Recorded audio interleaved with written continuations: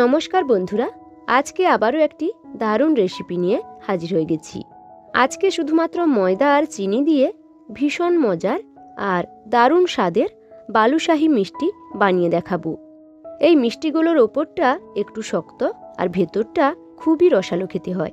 বাড়িতে যখনই মিষ্টি খেতে মন চাইবে তখন একেবারে অল্প উপকরণে এই বালুশাহী মিষ্টি বানিয়ে নিতে পারো। খেতে খুবই মজার হয়। তো চলো বন্ধুরা, আমি খুবই সহজ পদ্ধতিতে এই মিষ্টি তোমাদের বানিয়ে দেখাবো।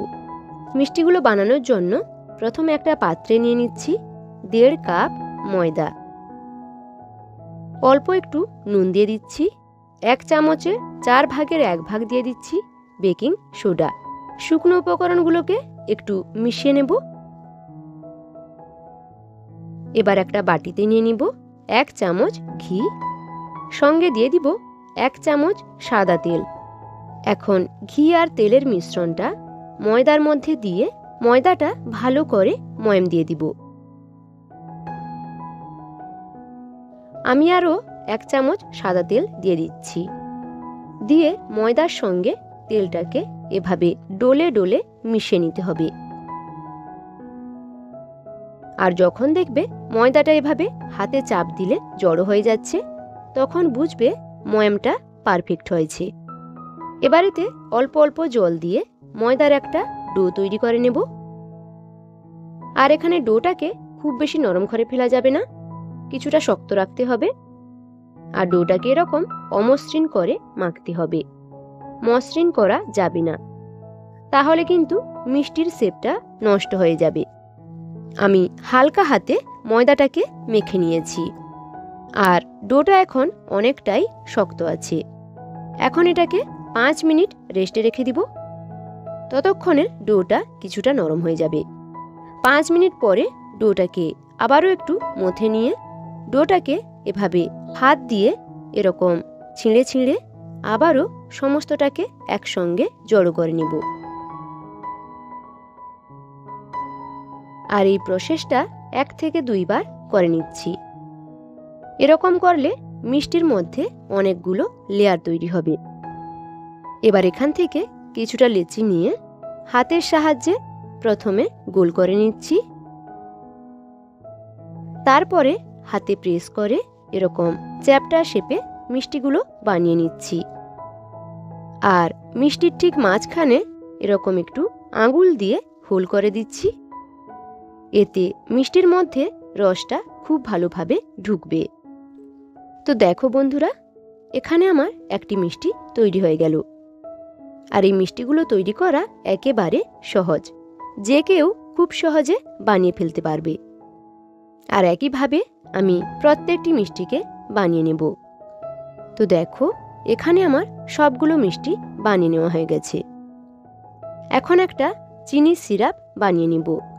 তার জন্য কড়াইতে 1 কাপ চিনি দিয়ে দিলাম, সঙ্গে দিয়ে দিব 1 কাপ জল। ফ্লেভারের জন্য একটি এলাচ দানা একটু থেঁতো করে দিয়ে দিচ্ছি। এখন নেড়ে চেড়ে চিনিটাকে গলিয়ে নেব। চিনির সিরাটা এখানে খুব বেশি ঘন করা যাবে না। চিনিটা গলে গিয়ে চিনির রসটা ফুটতে শুরু করলে এরকম একটু হাতে নিয়ে দেখবে যে হাতে তেল লাগার মতো অনুভূতি হচ্ছে। এর থেকে বেশি আর চিনির রসটাকে আমি ঘন করব না। এবার এটাকে নামিয়ে নেব।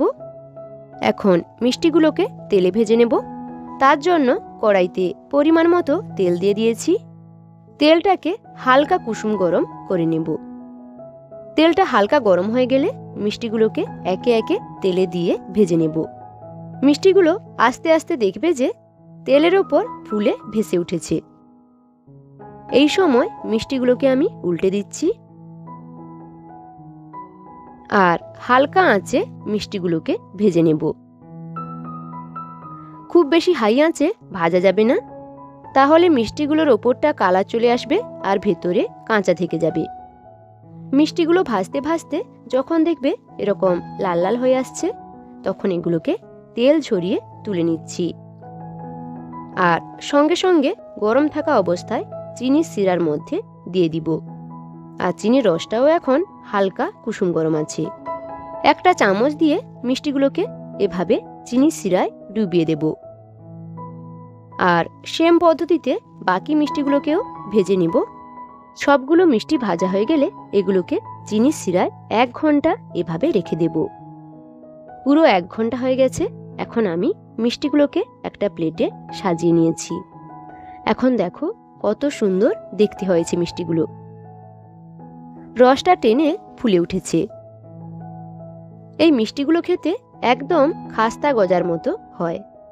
মিষ্টিগুলোর মধ্যে কতগুলো লেয়ার তৈরি হয়েছে দেখো। এবার একটি মিষ্টি আমি তোমাদের ভেঙে দেখিয়ে দিচ্ছি। দেখো ভেতরটাও খুবই রসালো হয়েছে। এই মিষ্টি খাস্তা গজা মিষ্টির থেকে কোনো অংশে কিন্তু কম নয়। ঝটপট যদি মিষ্টি খেতে ইচ্ছে করে তাহলে এই রেসিপিটা ঝটপট বানিয়ে নিতে পারো। তো বন্ধুরা, আমার আজকের এই মিষ্টি রেসিপিটা তোমাদের কেমন লাগলো তা কিন্তু অবশ্যই কমেন্টে জানিও। ফিরে আসবো নতুন কোনো রেসিপি নিয়ে। ততক্ষণ পর্যন্ত সবাই ভালো থেকো, সুস্থ থেকো। ধন্যবাদ।